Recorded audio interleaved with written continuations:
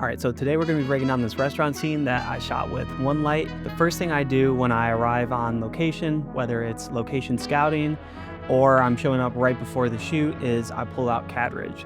So Cadridge is an app where you put your camera in and then you could put the lenses that you're using in, and you can walk around with this and take pictures, and it's gonna have the exact same field of view that your camera has. So the first thing I did was walk around the restaurant, and I found some of the best angles to shoot in, with keeping in mind that this was gonna be the restaurant's opening day, so we had to shoot without being too intrusive. So this first location is shooting into the main dining room at the restaurant, and this is great. There's tons of depth, it's a super long room, and we can shoot into the L here, and we even have these nice windows in the background. Part of the problem is that these windows were gonna be blown out because of the time of the day that we're shooting in, and this black curtain here would be a lot better if it was white shears and if you could slide it over, but you can do either of those. And we're about 50 feet up from the ground.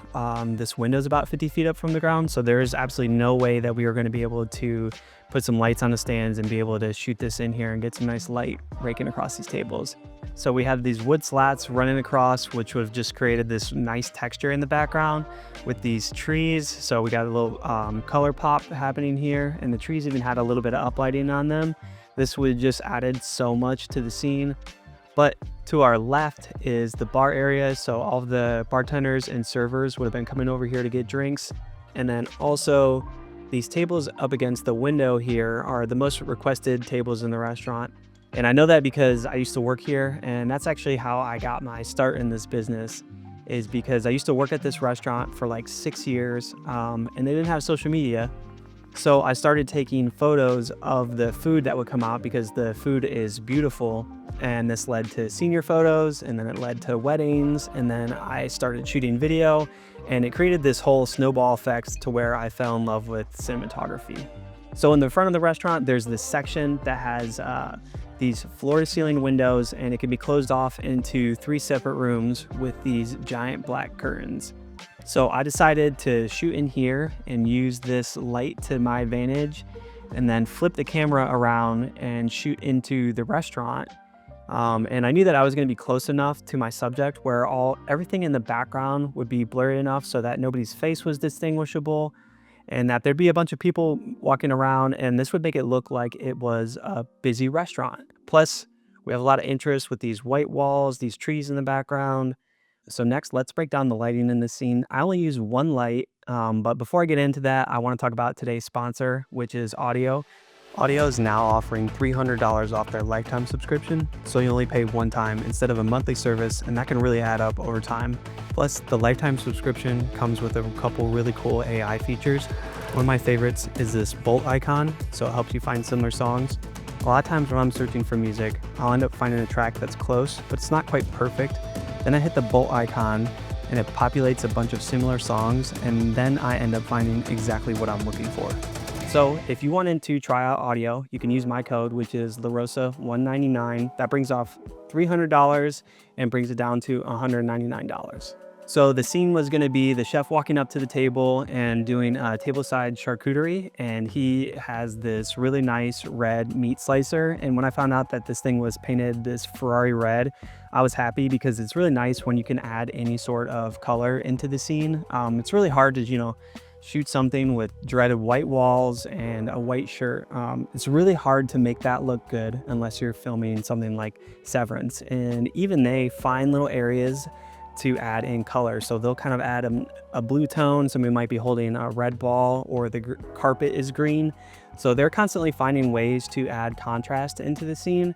And for me, that's something that I have found that has helped me, just move the needle with my cinematography. And because this is a restaurant, I can't really do too much with the set design, but with this, I was able to tell my fiance, who was the talent for this, she does modeling on the side, I was able to tell her, hey, the restaurant is white, black, and brown, and the machine we're going to be using is red.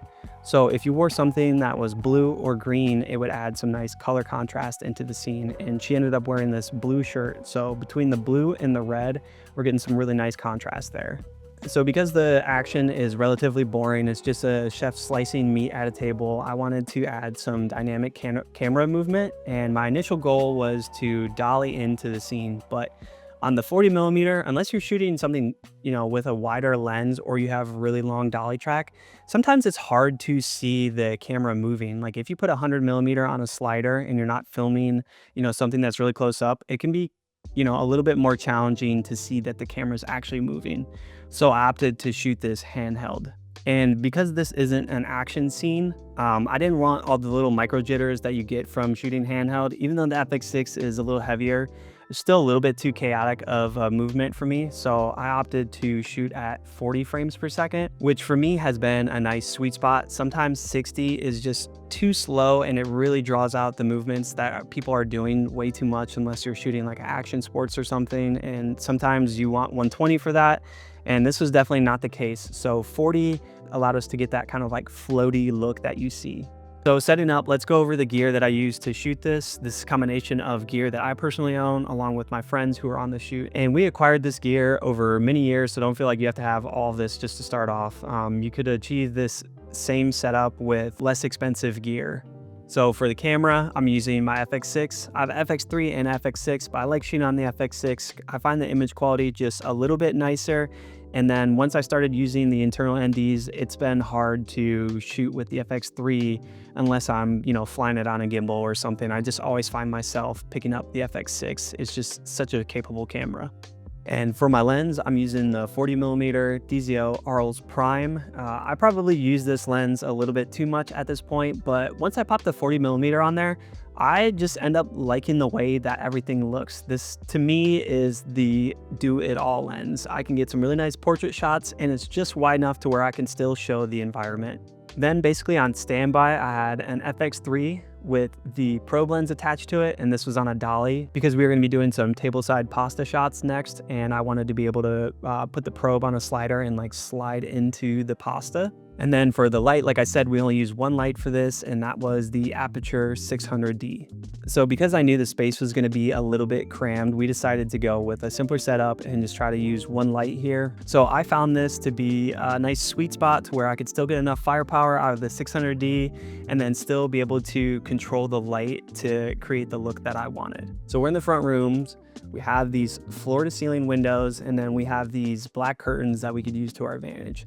So what I did was I used the natural light that was coming in from the windows, and I set my camera's exposure to that. So that's the point of control for me. And then I'm going to want to add in light and then add in contrast to kind of help shape the image. One of the first things I did was, because the light was too hard hitting the Talon's face, I put a silk scrim up and positioned it to where I could see it was kind of like just diffusing the sunlight coming in on her face, but it was leaving hard light coming across a little bit of her body and then raking onto the table. So this essentially created a poor man's soft hob, and soft hob means soft on face, hard on body. And this is a technique that's used a ton, and it's kind of creates little pops of contrast while keeping a soft key light on your subject's face. And I found that when shooting food, you don't really have to be super soft. You can kind of let the hard light rip and create these nice long shadows, and not everything has to be perfectly curated with food as it would on somebody's skin. So with the scrim setup, diffusing the light on her face, I needed to raise the exposure up a little bit. So we brought in the 600D, and I want to say we had it at like 100% because the light coming in from the sun was just so intense. And with that setup, I got proper levels on her face, but the scene was still looking pretty flat. So what we decided to do was just create a giant wall of negative fill behind the camera and to the right. So to the right, there is the black curtains. We closed the black curtains, so it, basically added a giant shadow side. And then to control all the other light that was spilling into the room, we used a 4x4 black floppy, put that up in front of the window, and then we even took some of the other curtains and clamped them onto the windows, and this allowed us to control any of the spill that was just spilling into the room and making the image look flat and create these really nice deep shadows that you're seeing here. Now looking back at this, I'm pretty happy with the way that it looks. It could look better, but one of the things about shooting food is that It's kind of tricky because the way it's gone for me personally is like chef's waiting on you, chef's waiting on you. Now all of a sudden the food's coming out. So that's kind of what I experienced here. And then we also had to do a pasta service after this. So we just decided to roll with it. And yeah, that's the final look. Let me know if you would have lit this scene differently, or if you like the look that I created. I have some other cinematography breakdowns that I feature on this channel. I'll link one of them. I don't even know where they go, but I'll make sure to put that on the end card. And thank you for watching this one. If you like this type of content, make sure you subscribe, and I'll see you in the next one.